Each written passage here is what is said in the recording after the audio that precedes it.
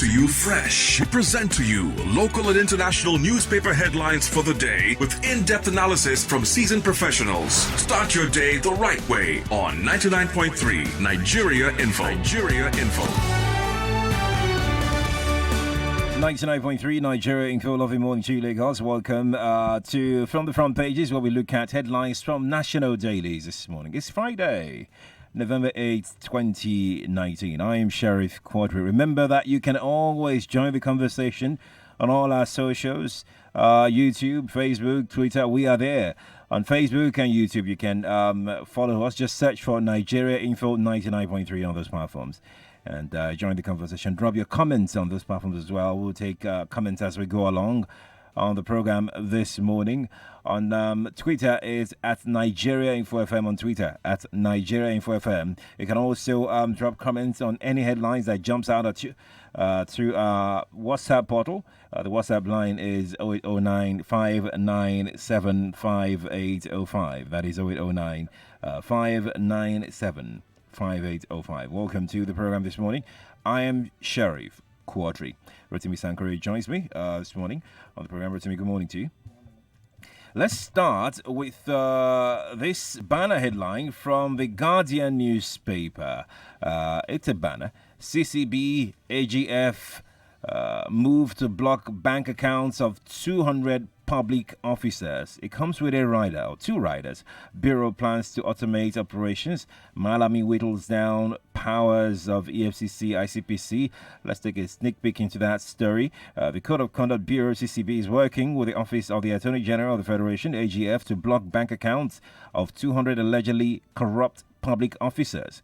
The move was initiated following the completion of investigation of over 200 cases by the CCB involving about 40 billion naira. Chairman of CCB, Professor Mohammed Issa, who disclosed this yesterday in Abuja at a town hall meeting on anti-corruption organized by the Federal Ministry of Information and Culture, said that the Bureau had investigated over 200 cases, filed 75 at the tribunal, while about 100 were pending. CCB AGF moved to block bank accounts of 200 public officers, talking about cleaning the house. Right to me. Well, any moves that will reduce or end corruption are always welcome. However, it's always more important to block the sources of the corruption. Right. Rather than spending 200 years chasing after people for the proceeds of corruption. When you block the sources, there will be no proceeds. And one of the biggest sources of corruption is security votes, and nobody has blocked it. So, and that is where the biggest corruption is, because these are huge amounts, billions, that are unlawfully and unethically set aside, because nobody appropriates, nobody knows what happens to it, right. And yet we see all kinds of insecurity. I mean, there are other ministries and departments where corruption flourishes. I mean, one of them, for instance, and I hope we'll be able to get there, is the water resources, the ministries in every state. Tens of millions are budgeted for water in every state. Nobody sees any organized supply of water. Hardly. Anywhere. Hardly. Now we are hearing of cholera outbreak and all kinds of things. So better to block the sources than spend 200 years chasing the proceeds of the corruption about. But any move to end corruption is welcome. Welcome. Yeah, but the federal and state government should please do the needful, because they too benefit from the security votes. Indeed. Quickly now to Vanguard newspaper. Mixed reactions trail sack of Oshibajo's 35 aides. Mixed reactions trail sack of Oshibajo's 35 aides. It's a banner on the front page of the Vanguard newspaper. Rift between Buhari and Oshibajo imaginary, hatched by mischief makers. That's according to Khan. Handled this issue with care, Junaid Mohammed. Buhari may not be aware. Pandev looking for excuse there. VP's aide denied lists Okay. Well, denial or no denial, the Vanguard has some form of list on its front page. Vanguard is a paper if you'd like to read that story. Daily Sun newspaper, as presidency opens up on Osinbajo, Awo's grandson, ex-governor Ajimobi's daughter among sacked VP's aides. It's a front page story on the front page of the Daily Sun newspaper. A similar headline can be noticed visibly on the front page of the Daily Independent newspaper. Presidency releases names of Osinbajo's sacked aides. Rider list includes Ajimobi's daughter, Awolowo's grandson. Daily Independent is a paper. From Daily Trust newspaper this morning, similar one. Osinbajo apologizes as aides beat journalist at Villa. That's from Daily Trust. From the Punch newspaper, we are still at work. No sack letters. Osinbajo's aides. Rider VP spokesman disowns list. Well, the ongoing saga, or if you like, soap opera, is there a rift or is there not a rift? Look, whatever it is that is happening, something is not right. I mean, it's reasonably obvious to everybody. Right. Something is not right. I mean, what it is, we'll find out eventually. I mean, this is one of these issues that doesn't need too much analysis.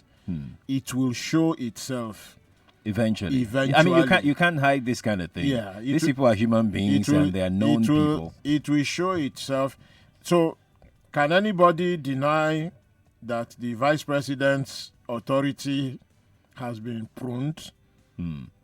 It's there for everybody to see. The removal of official responsibilities, the reallocation of his responsibilities, without any clear explanation as to why that has been done. So is it that the places that those responsibilities have been moved to are more efficient or more effective? Good question. And how is it that the vice president did not perform when those responsibilities were under his office? Right. As they say in the village, etc., etc. Indeed. What is more interesting about this is the involvement of, I won't call them actors now. Khan is talking. Afenifere is talking. Pandef is talking. Everybody is entitled to their view. Will this further complicate whatever it is that is going on? I don't think so. I mean, on the part of Khan, it is wishful thinking to say that nothing is going on. I think some people are seeing visions that we are not seeing. It's wishful thinking to say that nothing. The thing is, how serious is it? Right. Who is instigating it? Why is it happening? Look, the informed rumor in the grape, because there is rumor and there is informed rumor. Right. The informed rumor is that 2023, some people are thinking that you need to whittle down the VP's power ahead of 2023. This is the thinking. And that this cabal, which sometimes you don't know who is in the cabal, sometimes members of the cabal step up and say, we are happy to be in the cabal. So that cabal is allegedly uneasy about the vice president's, possible elevation in 2023. Is the vice president an ambitious person? Obviously not. He's a very modest man. Not that he wouldn't want to be president. He's qualified, but he's a modest man. He's not unnecessarily. It doesn't make him less ambitious. No. Hold on. He's a modest man. He's qualified to be president. He's not unnecessarily ambitious. I think we can say that factually. The vice president is not unnecessarily ambitious. We can also say he's a modest man. We can also say he's qualified to be president. Right.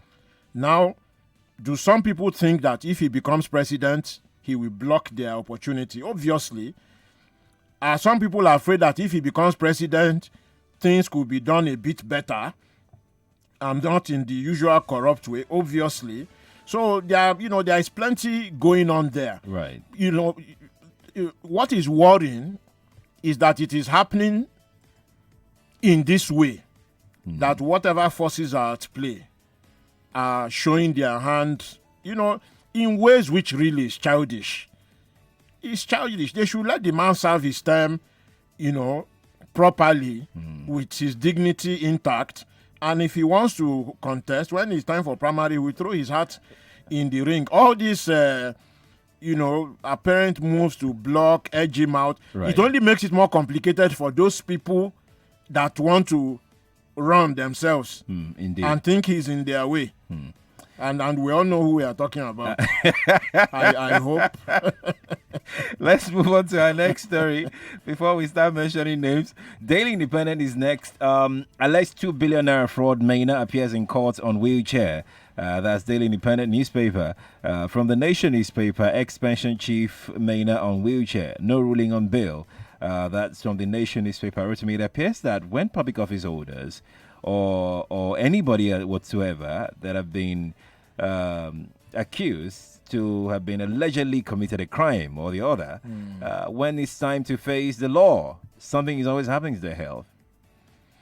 Well, so let's first acknowledge something properly. A lot of people have health challenges. Right. Which is not apparent. Me, as I'm sitting here now, I have headache. So would you have come to the studio with a wheelchair because of headache? No, but I'm just trying to explain in advance. Okay. Now, when you are deprived of your regular opportunity for health check, Panadol, or everything, right? Obviously, this can get worse. So we shouldn't deprive people of their legitimate entitlement to health check. What is funny to most Nigerians, is the speed at which the wheelchair appears and disappears. Yes. Once the charges are lifted or the bail is granted, the entire thing vanishes. I mean, some people have even been brought on stretcher. What a comedy. To demonstrate to the courts that they are not fit for trial. Indeed. But really, what does this say about... Does it help their case? Because that's what I'm trying to find out. Nigeria's political elite, look, you can't make up a lot of this stuff. If you put it in a Nollywood comedy, you can't make it up. It's like a standard practice, Rotimi. It's not the first time, it's not the second time. It always happens. I say when I saw the stretcher for the first time. You say, hey, they've come again. I said this guy has decided to up the game. I think one of them even turned up with drip. Oh my God. It's such a drama. Let's take some comments on WhatsApp portal. Ejiro from Aja says VP is a star boy. They can't block him. They can't block his shine. If he decides to run for presidency 2023, we are fully behind him. Thank you. All right. If he decides, that's what he said. That if he decides.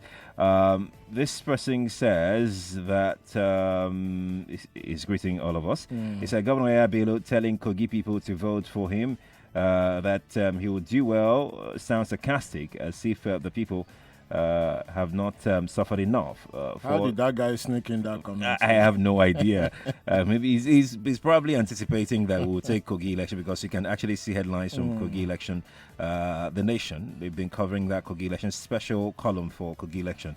Probably he's thinking that we'll touch that. But thank you. Your name is Oladipo. I am off from Sarigam. Thank you so much for your comment. Let's take this other one. There is trouble in paradise between President Muhammadu Buhari and his VP. Anyways, we are watching keenly. Can you imagine the way our political class are reasoning? And this one too is preempting Fashola's comment that our roads are not that bad. Well, look, the minister, ex-governor of Lagos, truth be said, there are some things which he's good at. Right. But this idea of dialing back on responsibility has shown a side of Fashola which many people don't appreciate. It first started with the electricity thing, Right. which he said he didn't say, but which many people seem to remember that he said this thing about any reasonable government can fix power in 6 months. Right. He later said he didn't say it. But then subsequently said that government can be held responsible for the lack of power. Hey, who do you hold responsible then? And this idea that the roads are not as bad as they seem. Well, for all of you listening there that always have to buy shock absorber, new tires, Right. and so, just remember that starting from when he was chief of staff to a governor, till when he became 2-term governor, and now 2-term ministerial, I doubt if he has had to buy a shock absorber or tire. This is what happens when you are a certified But member. is the works minister? No, Probably but, Sheriff, it moves on these roads. when you are Most of these when you are a roads. certified member of the political elite, and you have government car or government cars that you Right. don't maintain, Right. and they are all 4-wheel drive, and you've been in that position for 8, 12, 16, or even 20 years in the case of some of them, Right. and you live in a house where the budget for generator runs into millions, both in fuel and the actual gen. You are removed from the daily life. Please let me just point at so that people don't think that this is exaggeration. Right. Please go to my Twitter handle at Rotimi Sankore and just scroll down like 2 or 3 tweets. You will see something that I was tweeting about there about government officials in Sweden, members of parliament, ministers, even the prime minister. They enter train, they enter public bus, they go to the supermarket themselves to do their own shopping. Right. They don't get stupendous allowances. The average pay of an MP in Sweden is twice the pay of a teacher. Just twice the pay of a teacher, and so forth like that. Countries like Sweden give countries like Nigeria loan Indeed. and grants. After saving a whole lot Yes. from And the they- cost of running and- governments there. And their minister of works and housing he doesn't or she doesn't have to say that the roads are not as bad as people think, because everybody can see that the roads are good You can see. and there is power. Let's take a few comments from Facebook. Gbolahon Akinbami on Facebook said, Fashola's bad road does not mean it is good, but definitely better than do nothing PDP era. Okay? This is not a party matter. These It roads have has been, nothing to do with these party, roads have actually. been bad for It's- the it's- last 20 years. It's something that These everybody federal can see. roads he is talking about, honestly, if PDP had fixed them, APC would not have made bad roads. The point is that Fashola is not taking responsibility. Not that it is APC that made the roads bad. Dr. Mrs. Ma Olebara, watching live from Owerri, she says corruption is flourishing in Nigeria because we don't abide by the rule of law and fear of God. We have institutionalized corruption, and it has become our way of life. We have become so corrupt that we no longer see it as a crime. Fighting corruption is a mere lip service and decorative language, because those with a real intention to stop it are hardly given chance, and when given are connived to be consumed by the forces of corruption. Indeed. Rotimi, we have to go right now. Many thanks to you all for being a part of the From the Front Pages. Rotimi, thank you for doing this with me. Thank you. We'll still be together at 8 o'clock. We have an interesting conversation coming up. How does it affect you? Science and technology. Government policies, have they aided the development of science? I mean, you can see it for yourself, but it's a conversation worth having, and we'll be back with that at 8 o'clock. I'm Sheriff Quadry. Good morning to you.